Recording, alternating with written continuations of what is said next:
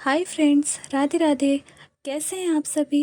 उम्मीद करती हूँ सभी बहुत अच्छे होंगे, कुशल मंगल होंगे हमेशा की तरह। मैं भी बहुत अच्छी हूँ और आप सभी के स्वस्थ और खुश रहने की कामना करती हूँ। हम हाउसवाइफ ना अपने फैमिली को, अपने परिवार को, अपने परिवार के सभी सदस्यों को ऊंचाई पे पहुंचाने का कोई भी मौका नहीं छोड़ती अपनी तरफ से। जो हम एफ़र्ट डाल सकते हैं वो हम अपनी तरफ से पूरा डालते हैं। उसका आउटकम क्या है वो हमें बाद में पता चलता है, लेकिन एफ़र्ट तो हम हमेशा पहले ही लगाते हैं। तो इस काम को शुरू करने के लिए मैं 4:30 बजे से लग जाती हूँ, लगभग डेली। हर दिन नहीं बोलूँगी, लेकिन लगभग डेली। और उठ के मैं सबसे पहले अपने हथेलियों को देखती हूँ, आपस में जोड़ती हूँ और उसमें कराग्रे वस्ते लक्ष्मी वाला जो मंत्र होता है वो पढ़ती हूँ और अपने हथेलियों को रब करती हूँ और अपने आँखों पे लगाती हूँ। और उसके बाद फिर धरती माता को प्रणाम करते हुए फिर मैं अपने बेड को छोड़ती हूँ। फिर सुकून से 5-10 मिनट बैठ के पानी पीती हूँ, क्योंकि अगर अचानक से उठ के और फिर भाग-दौड़ में लग जाऊँगी सुबह के काम में, तो फिर ना आपकी बॉडी ज़्यादा थकान फ़ील करती है। तो आप 5-10 मिनट बैठिए सुकून से और उसके बाद आप अपने कामों में लगिए। तो देखिए, काम तो हम सभी करते हैं अपने घरों में, लेकिन अगर हम उसी काम को थोड़ा टाइम पे करें या फिर आप कह लीजिए ब्रह्म मुहूर्त से शुरू करेंगे ना, तो वो काम का जो फल होता है वो दोगुना हो जाता है।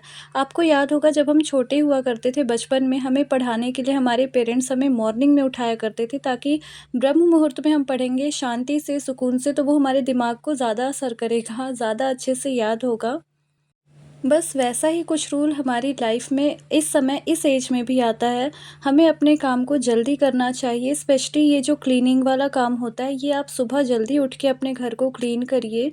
और उसके बाद आप कोशिश करिए ना कि जो बाकी का आपका काम है वो आप नहाने के बाद करें हमेशा। जैसे किचन में जाना हुआ या फिर खाना वगैरह बनाना है, चूल्हा जलाना है, तो ये आप कोशिश करिए कि नहाने के बाद करें, अगर कर सकते हैं तो। ब्रह्म मुहूर्त में किए गए अच्छे कामों का फल आपको अपने जीवन में हमेशा देखने को मिलेगा। तो सुबह झाड़ू लगाने के बाद मैं कभी भी अपने घर की दहलीज को धोना बिल्कुल भी नहीं भूलती हूँ। अगर कभी नहीं धोती हूँ ना, तो भी पानी का छींटा ज़रूर लगाती हूँ। तो आप भी कोशिश करिए कि आपका जो मेन डोर है वहाँ पे आप कम से कम, अगर आप डेली धो नहीं सकते, जैसे अपार्टमेंट वगैरह में है, नहीं धो सकते डेली, तो आप एटलीस्ट पानी का छींटा ज़रूर लगाइए अपने दरवाजे के पास। और आपने कई बार कहावत सुना होगा कि सुबह-सुबह लक्ष्मी माँ अपनी सवारी के साथ ज़रूर निकलती हैं धरती पे भ्रमण करने के लिए। तो अगर आपकी दहलीज़ धुली हुई होगी, साफ़-सुथरी होगी, घर का आंगन साफ़-सुथरा होगा ना, तो वो ज़रूर आपके घर में आएँगी। कभी ना कभी तो ज़रूर आएँगी। तो बस इसी उम्मीद के साथ मैं डेली उठती हूँ सुबह ब्रह्म मुहूर्त में। और ये अपने जो घर के क्लीनिंग के काम होते हैं और स्पेशली जो बाहर का एरिया होता है, उसे मैं हमेशा धो के और साफ़ करके रखती हूँ। और उसके बाद बाकी की क्लीनिंग करके नहा के फिर मैं आ जाती हूँ इधर भगवान को जल चढ़ाने। तो सूर्य भगवान को जल चढ़ाती हूँ सबसे पहले नहाने के बाद, और उसके बाद तुलसी जी को, और उसके बाद मैं अपनी बाकी की पूजा करती हूँ। आपको अगर जीवन में मान-सम्मान चाहिए, आपको ऊँचाइयों पर पहुँचना है, आप चाहते हैं कि दूसरे भी आपको आदर-सम्मान से देखें, आपकी बातों को वैल्यू दें, तो आप कोशिश करिए कि सूर्य भगवान को जल हमेशा ही चढ़ाएँ। और सूर्य भगवान को जो आप जल चढ़ाते हैं, उसमें आप कोशिश करिए कि गुड़ ज़रूर मिला दें, मीठा पानी चढ़ाना चाहिए हमेशा सूर्य भगवान को। और उसके बाद मैं तुलसी जी की आज्ञा लेके और फिर उनकी पत्तियाँ तोड़ती हूँ भगवान को भोग लगाने के लिए, और फिर मैं आती हूँ अंदर की पूजा करने। तो देखिए, हर घर में दीपक ज़रूर जलता है, धूप बत्ती ज़रूर होता है। घर का कोई ना कोई सदस्य ये काम घर में ज़रूर करता है, लगभग सभी घरों में। लेकिन बहुत अच्छा तब होगा जब आप इस काम को ब्रह्म मुहूर्त में करेंगे। इस समय भगवान खुद ही धरती पे भ्रमण करने निकले होते हैं, तो वो ज़रूर सुनते हैं अपने भक्तों की पुकार। तो आप भी कोशिश करिए कि इस समय अपने पूजा को कर लीजिए और फिर बाकी काम आप आराम से करिए। कुछ नहीं करना होता है, बस 1 घंटा आप सुबह पहले उठ जाइए और फिर देखिए आपके सारे काम कितने स्मूथली और कितने अच्छे से होंगे। आप देखिएगा आप खुद कितना ज़्यादा एनर्जेटिक और कितना पॉजिटिव फ़ील करेंगे। और साथ में ये जो सुबह-सुबह में घंटी की ध्वनि होती है, दीपक जलता है, प्लस धूप बत्ती की खुशबू होती है, तो वो परिवार में जितने सदस्य होते हैं ना, उनके लिए भी बहुत अच्छा होता है। और इससे अच्छा क्या ही होगा जब परिवार के सभी सदस्य की नींद घंटी की आवाज़ से खुले। तो अभी सावन चल रहा है और वही मैं शिवलिंग की पूजा कर रही हूँ। तो सुबह-सुबह दूध तो नहीं मिल पाता, कच्चा दूध, वो जब आता है तब मैं चढ़ा देती हूँ और फूल भी तभी मिलता है जब मैं आर्या को स्कूल छोड़ने जाती हूँ। मिल गया तो चढ़ा देती हूँ, नहीं मिलता है तो कोई बात नहीं। और शमी और बेलपत्र मैंने 1 दिन पहले ही ले आया था तो वो रखा था, वो मैंने चढ़ा दिया है। और इसके अलावा इत्र सेवा, चंदन सेवा और साथ में जो कुछ भी भगवान शंकर पे थोड़ी बहुत चीज़ें मैं जानती हूँ वो चढ़ा देती हूँ। जैसे गेहूँ, तिल, जौ, अबीर और साथ में जो कुछ धतूरा वग़ैरह अगर मिल जाता है तो सही है, नहीं मिलता है तो कोई बात नहीं। तो भगवान भाव के भूखे होते हैं, आप 1 घंटा पूजा करिए या फिर आप 1 मिनट, भगवान को उससे फ़र्क नहीं पड़ता। भगवान को आप दिल से याद करिए, यही बहुत है उनके लिए। अगर आप पूजा नहीं भी कर पा रहे ना तो कम से कम उन्हें मन ही मन, सच्चे मन से याद करिए, वो बहुत होता है।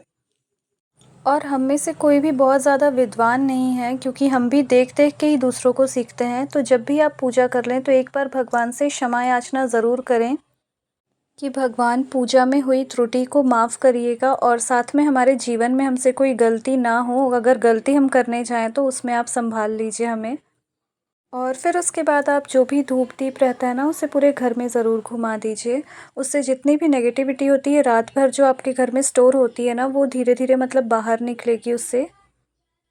तो सुबह के घर के बहुत ज़रूरी काम निपटाने के बाद और सुबह की पूजा करने के बाद फिर मैं आ जाती हूँ किचन में, क्योंकि वो आपकी प्रायोरिटी होती है और टाइम पे आपको टिफ़िन वगैरह रेडी करके देना होता है हस्बैंड को, बच्चे को या जो भी, जिनको भी बाहर जाना है उनके लिए आपको खाना तो रेडी करना ही पड़ेगा।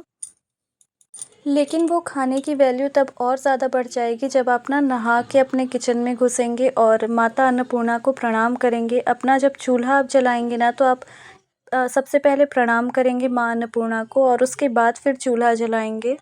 काम आपका है, मैनेज आपको करना होता है, लेकिन अगर आप रात में ही तैयारी आधी कर देंगे ना तो आपको मॉर्निंग में काफ़ी टाइम मिल जाएगा अपने दूसरे कामों के लिए।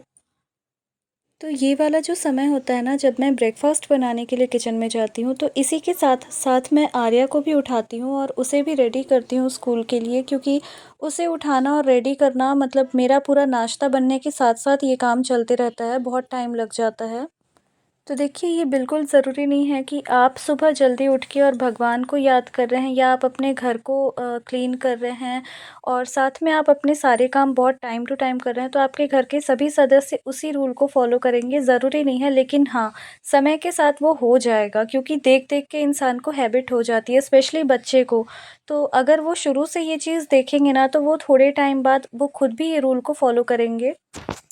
तो जब बच्चे थोड़े से बड़े हो जाएँ ना, आप उन्हें कोशिश करिए कि जब वो स्कूल के लिए रेडी होते हैं, तो वो सारे नहा के ही स्कूल जाते हैं। तो उस समय कम से कम आपके जो भी इष्ट हैं, आप जिस भी धर्म को मानते हैं, उनको याद करने के बाद फिर स्कूल जाएँ। छोटे बच्चे हैं तो वो इतना नहीं कर पाते, लेकिन जैसे-जैसे वो बड़े होंगे ना आपको देख के, तो उनमें ये चीज़ खुद से डेवलप होगी। और हर पेरेंट्स यही चाहते हैं कि वो अपनी तरफ से कुछ अच्छी आदत सिखाएँ, अच्छी चीज़ें डेवलप कराएँ। बड़े होके कौन क्या कर रहा है इतना तो हम नहीं देख सकते और ना ही हम इतना रोक-टोक लगा सकते हैं। लेकिन अगर अच्छी आदत बचपन से ही हम डेवलप करेंगे ना तो वो ज़रूर उनके साथ पूरी उम्र रहेगी।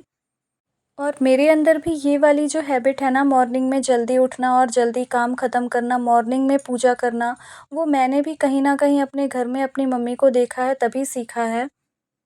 तो मैं हमेशा ही ये चाहूँगी कि आर्या भी इस चीज़ को देखे, सीखे और वो भी आगे चल के इस चीज़ को फ़ॉलो करे। तो देखिए, मॉर्निंग का मेरा लगभग सारा काम हो चुका है। मैं दीपक देखने आई थी और दीपक अभी अच्छे से जल रहा है और हल्की-हल्की सी सुबह हो रही है और ये वाला टाइम मुझे बहुत ज़्यादा पसंद है। इस समय जो चिड़ियों की चहचहाहट की आवाज़ आती है ना, तो जब आप काम में नहीं रहते, भाग-दौड़ नहीं होता, तो उसे आप सुकून से सुन सकते हैं। तो इसी के साथ मैं इस वीडियो को यहीं पे ख़त्म करती हूँ। अगर थोड़ी भी अच्छी लगी हो तो प्लीज़ लाइक, शेयर और सब्सक्राइब करना मत भूलिएगा।